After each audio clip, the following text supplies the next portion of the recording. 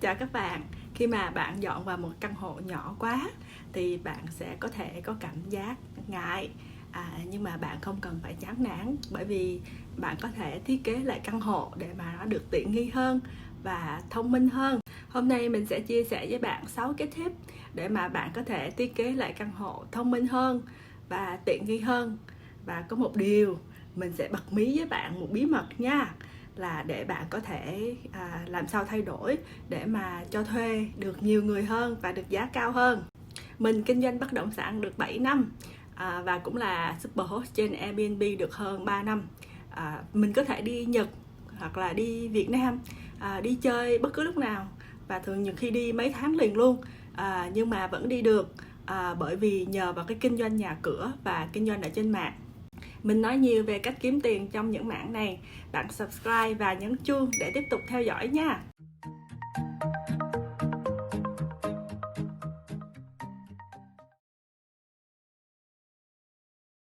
Khi mà bạn trang trí cái căn phòng càng nhỏ thì bạn càng phải suy nghĩ nhiều hơn, phải làm cho nó càng thông minh hơn, thì như vậy nó mới không bị có cảm giác choáng chỗ, mà vẫn thoải mái mặc dù là cái phòng nó nhỏ thôi.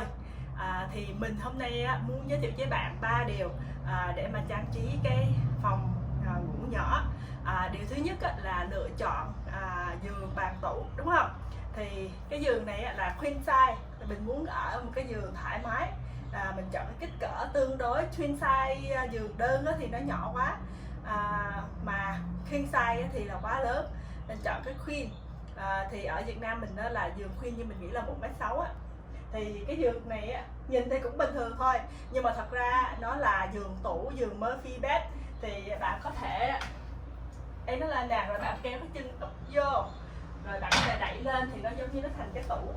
Cái tủ này nó chỉ có choáng chỗ tới như đây thôi. Thì cái đó là điều thứ nhất, là khi mà chọn giường thì chọn đồ dùng thì mình sẽ chọn một cái món mà mình thích, đó là cái giường đó. Nhưng mà sau đó mình sẽ upgrade nó lên, mình làm cái giường Murphy, để mặc dù mình được cái kích cỡ mà mình thích nhưng mà nó vẫn gọn nhỏ.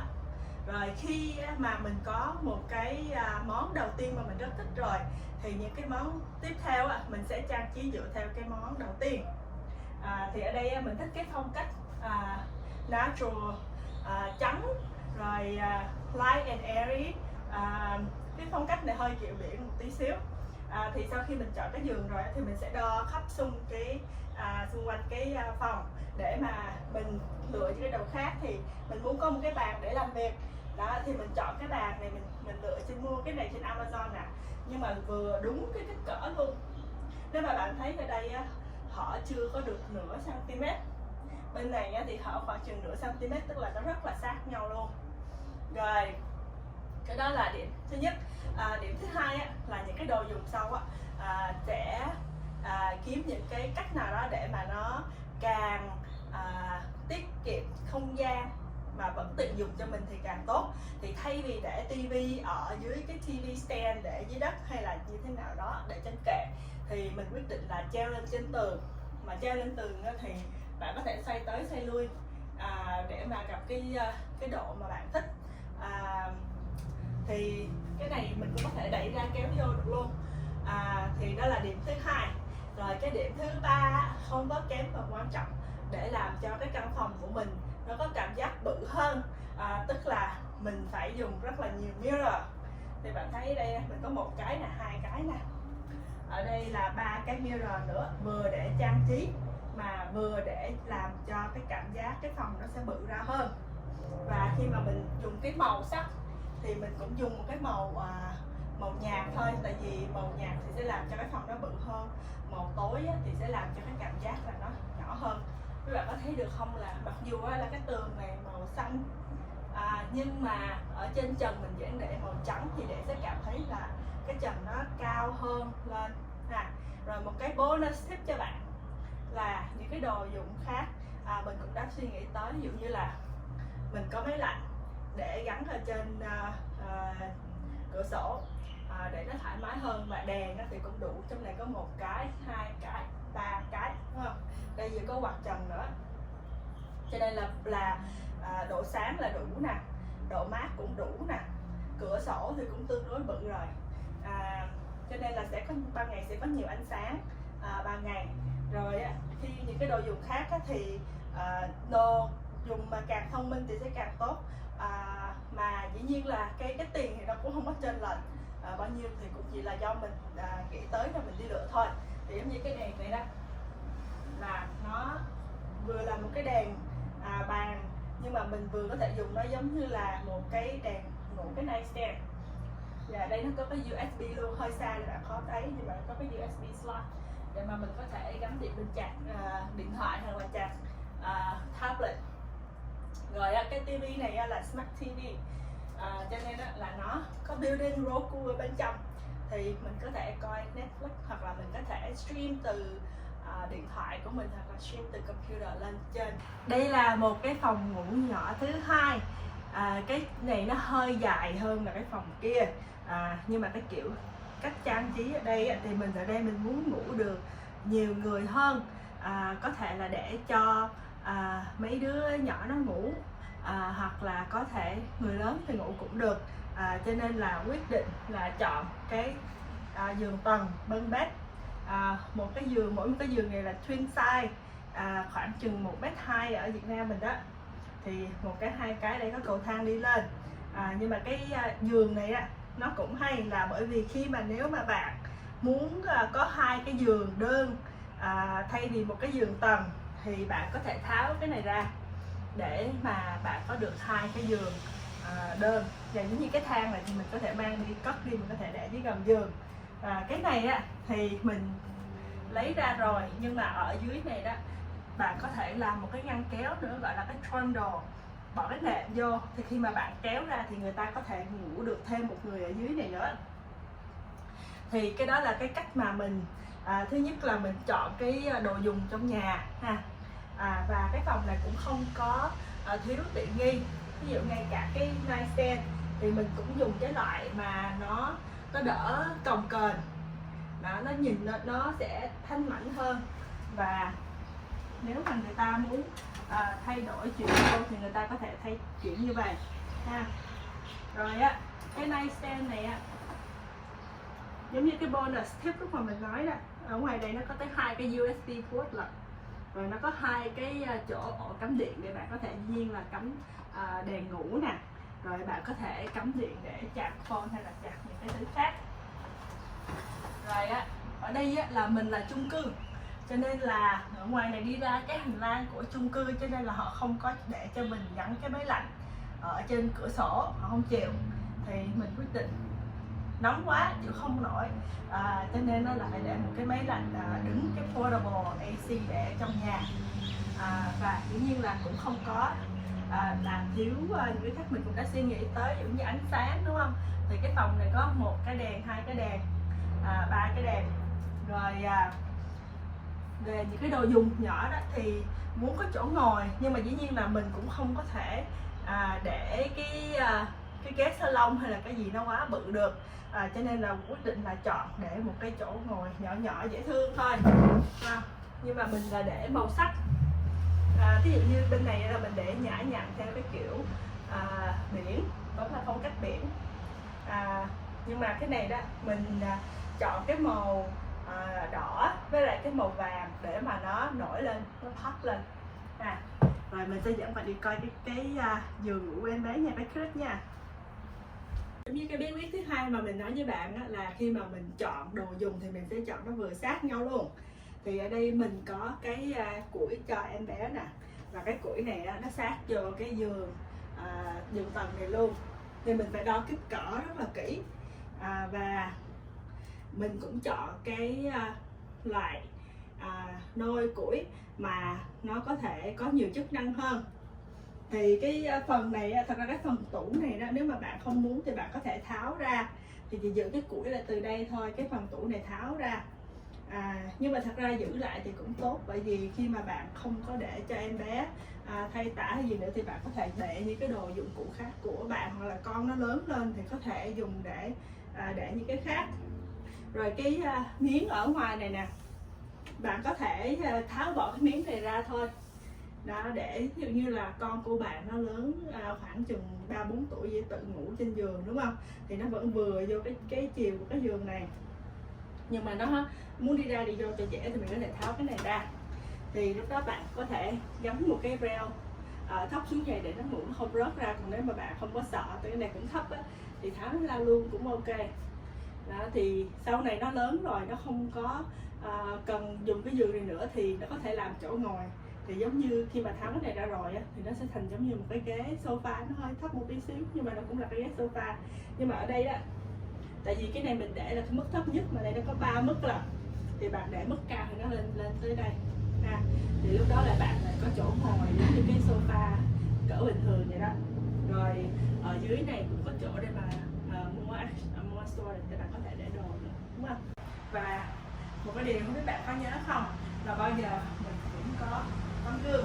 Thì đây là một tấm gương rất là bự luôn, bỏ vô thì sẽ nhìn thấy cái không gian mặc dù là nó nhỏ thôi nhưng mà sẽ có cảm giác là bự hơn. Cái này thật ra lúc trước cái tường này không có nguyên một cái này là cái nhà bếp và cái này là cái phòng khách, nhưng mà tụi mình xây cái bức tường này lên để cải tạo thành cái phòng này phòng ngủ, để cuối cùng mình có thể ngủ được nhiều người hơn trong một cái căn hộ như thế này. Bởi vì thật ra thời buổi này thì tùy theo cái hứng thú của mọi người, có người thì họ phải thích có một cái bộ sofa để họ ngồi họ thoải mái, họ coi tivi, nhưng mà cũng tùy theo gia đình. Theo gia đình thì họ chỉ cần có những cái chỗ ăn, chỗ ngủ cho thoải mái, rồi họ coi tivi, họ ở trên giường họ coi, hoặc là họ coi trên điện thoại, họ coi trên tablet. Thì cái này mình vẫn là trang trí kiểu biển nên là vẫn là cái màu sơn xanh lạc, rồi mình để những cái bức tranh về biển. Là nhà bếp nè, bạn thấy không, rất là đủ tiện nghi, mặc dù là không gian rất là nhỏ thôi. Có một cái full stove với lại oven nè, rồi các cái đồ dùng khác, microwave, rồi cái này là range push oven, rồi cũng có cả cái tủ lạnh này là kích cỡ bình thường full size của bên Mỹ nha. Rồi có rất là nhiều cái cabinet để bạn có thể để đồ. Rồi ở bên này nữa đó là còn có 2 cái tủ để đồ nữa, cho nên là thật ra mặc dù là nhỏ nhưng mà không thiếu thứ gì hết. 6 cái tip mà mình chia sẻ với bạn ngày hôm nay đó, cái thứ nhất là bạn hãy chọn cái đồ nội thất, cái furniture nào mà bạn thật sự thích và theo cái kích cỡ mà bạn thích. Cái đó là mình lên danh sách những cái món mà mình yêu thích nhất. Cái tip thứ hai là sau khi mà bạn đã chọn những cái nội thất chính, những cái furniture chính mà bạn thích rồi thì sau đó mình sẽ lên danh sách những cái furniture phụ sau. Nhưng mà chọn cái nào để mà nó có nhiều tính năng đa năng hơn. Thí dụ như bạn nhớ không, giới thiệu cái phòng đầu tiên cái giường là Murphy bed để mà bạn có thể gập lên. Thì nói chung là mình chọn những cái món đồ nội thất đa năng và dễ có thể thay đổi.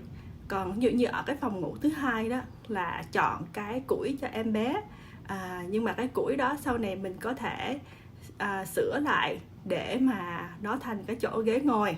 Tip thứ ba đó là sử dụng cái màu sơn cho nhạt, và cái màu trần sẽ khác với lại cái màu tường, bởi vì màu nhạt sẽ làm cho cái căn phòng nó cảm thấy nó rộng ra hơn, màu tối thì sẽ làm cho cái phòng nó nhỏ lại. Và khi mà cái trần nhà đó màu lạc hơn là cái màu trên tường, và nhất là màu trắng, thì sẽ làm cho trần nhà có cảm giác là cao lên hơn. Tip thứ tư là nên dùng gương. Thường thì bạn không cần để quá nhiều gương, nhưng mà một cái phòng như vậy đó mình muốn ít nhất là một cái gương, nhưng mà muốn tối đa đó thì thường mình thích làm 2-3 cái bự. Rồi những cái nhỏ nhỏ thì không tính, nhưng mà cái nhỏ nhỏ như thế này thì không tính. Thường nếu mà làm gương bự để mỗi một cái bức tường một cái gương, thì cái gương này nó phản chiếu vô cái gương kia, thật ra sẽ làm cho cái căn phòng nhìn nó rất là bự.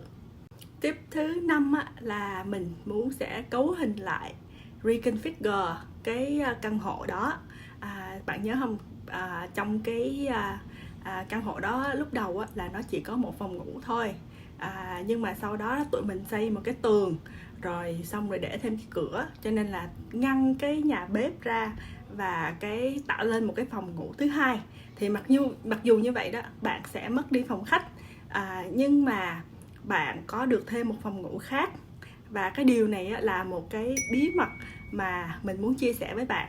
Bởi vì khi mà bạn kinh doanh cho thuê dài hạn đó, thì thường người ta sẽ thích là có nhiều phòng ngủ hơn. Thì cũng có người họ nói là cái nhà này không có ghế salon, không có phòng khách là không thích đó. Nhưng mà tùy theo cái căn hộ, cái này là căn hộ cho người bình dân, cho nên đó là họ sẽ thích ở được nhiều người hơn. Thì bạn chia ra 2 phòng bạn có thể cho thuê được. Lúc trước nếu mà chỉ có một phòng thôi thì có thể chỉ cho thuê được một người độc thân đó, hoặc là cho thuê cho một cặp. Thường nếu mà làm roommate thì họ không có thích chia phòng, ngủ chung một phòng với nhau đâu, họ thích có phòng riêng thôi. Bây giờ mình có 2 phòng đó, thì mình có thể cho thuê 2 người, nhưng mà 2 người đó cái income nó không có dính liền với nhau, nó sẽ độc lập với nhau. Thì về cái mặt diversification đó, bạn sẽ có cảm giác dễ chịu hơn. Tức là một người mà không về mặt kinh tế mà không trả tiền thuê nhà thì bạn có thể có người thứ hai vẫn vững về mặt kinh tế để mà trả tiền thuê nhà. Hoặc là cũng có dường như cặp vợ chồng, một cặp họ thuê một căn phòng rồi họ lại có một người roommate khác ở cái phòng thứ hai đó. Hoặc là họ có con cái, họ có một em bé hoặc là 2 đứa con, ví dụ vậy, thì họ vẫn ở được một cái căn nhà như vậy thì họ sẽ thích hơn và họ sẽ chịu trả cái tiền thuê nhà cao hơn. Còn khi nếu mà bạn làm về homestay ví dụ như cho thuê trên Airbnb, Agoda, VRBO các thứ, thì cái giá tiền khi mà người khách họ cho thuê và cái cách mà bạn tính tiền đêm cho khách thì nó dựa theo cái đầu người. Cho nên là nhà của bạn mà càng có chỗ cho người ta ngủ nhiều là ngủ được càng nhiều người hơn ví dụ như càng nhiều giường hơn nè, càng nhiều phòng hơn thì bạn sẽ cho thuê được giá cao hơn. Bởi vì cái người thuê đó họ cũng tính, họ cũng nghĩ trong đầu là bây giờ tôi có cái phòng này trả 100 đô, nhưng mà tôi có 4 người, thì như vậy mỗi một người một đêm chỉ có 25 đô thôi. Còn nếu mà nhà bạn chỉ có một phòng mà bạn muốn trả 100 đô một đêm đó, thì ví dụ như là chỉ có 2 người ở được một cái căn hộ một phòng đó thôi, thì họ sẽ nghĩ là mỗi một người là tới 50 đô một đêm lận. Thì đối với họ sẽ cảm thấy là giá cao hơn. Với lại khi mà bạn làm homestay thì đa phần là bạn cho thuê ngắn hạn và cho thuê cho khách du lịch thuê, cho nên là khi họ vào đó là họ chỉ ngủ là chủ yếu, rồi ban ngày đó họ đi chơi. Cho nên là thật ra tùy người, cũng có người họ thích họ chỗ đó họ relax, họ cần cái chỗ bự, chỗ rộng. Nhưng mà có những người đó họ không cần như vậy, họ chỉ cần có chỗ ngủ sạch sẽ, đẹp đẽ, thoải mái, cái location tiện nghi, chỗ mà cần để họ có thể đi chơi được nhiều nơi, rồi ban ngày họ đi chơi vậy thôi. Chứ còn ở rộng hay không họ cũng không care cho lắm, họ chỉ muốn ở là giá cả phải chăng thôi. Tip thứ 6 mà mình muốn chia sẻ với bạn là bạn hãy nghĩ tới các cái chi tiết mặc dù là nhỏ thôi, nhưng mà để cho nó được tiện nghi hơn. Thí dụ như là mình nghĩ về một cái phòng thì mình sẽ nghĩ là có chỗ nằm ngủ nè, có giường nè, có chỗ làm việc nè, có cái bàn nè, hoặc là có chỗ cho họ ngồi nè, có chỗ cho họ treo đồ không, tủ có rộng đủ không để họ để đồ. Rồi nếu mà không rộng đủ thì có thể làm thêm những cái móc áo ở trên tường để mà họ có chỗ họ treo đồ. Nói chung là những cái chi tiết nhỏ thôi, nhưng mà bạn suy nghĩ nhiều hơn để mà khi mà người tới thuê họ sẽ thấy thoải mái hơn, hoặc là ngay cả khi mà bạn ở nữa bạn sẽ thấy dễ chịu hơn. Mình sẽ include một cái checklist ở trong cái description ở dưới, cho nên là bạn muốn xem checklist về nhà đó thì bạn hãy nhấn vào đó nha. Bạn có cái tip nào hay thì hãy chia sẻ với mình vô cái phần comment ở dưới nha. Nếu bạn vẫn còn phân vân và muốn tìm hiểu thêm cái cách thiết kế những căn hộ nhỏ, thì tuần tới mình sẽ làm một cái video mới về cái giới thiệu cái phòng ngủ truyền thống của người Nhật. Bạn biết rồi đó, người Nhật có nổi tiếng là cái lối sống tối giản và đơn giản, nhưng mà không có thiếu phần tiện nghi. Bạn hãy subscribe và nhấn vào chuông nha, để tiếp tục theo dõi. Trong khi chờ video tuần sau, bạn hãy xem 2 cái video về cái lối sống tối giản của người Nhật nha. Cái video đầu tiên là show với bạn cái nhà Nhật Bản truyền thống, mặc dù là xây theo kiểu truyền thống nhưng mà họ là mới xây, cho nên là rất là hiện đại và tiện nghi. Còn cái video thứ hai là giới thiệu tổng quát về cái nhà trọ truyền thống Ryokan của người Nhật, và tiếng Việt của mình dịch nôm na là lữ quán. Bạn xem để tham khảo nha. Nếu mà bạn thích video này, hãy like ở phía dưới nha, để sẽ giúp ích cho kênh của mình nhiều lắm. Cảm ơn các bạn đã xem và ủng hộ. Chúc các bạn một ngày thật là vui vẻ. Hẹn gặp lại tuần sau.